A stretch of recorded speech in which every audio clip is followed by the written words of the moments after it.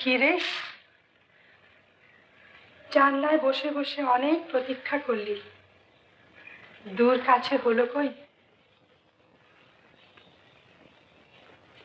কি জানিস,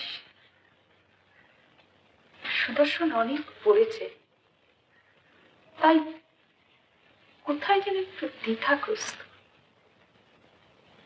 এত বড় শক্তিমান পুরুষ, কিন্তু মনের গোপনে কোথায় যেন একটা ভীতু ছেলে মানুষ লুকিয়ে রয়েছে।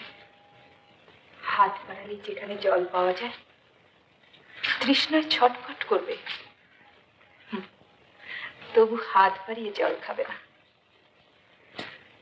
অথচ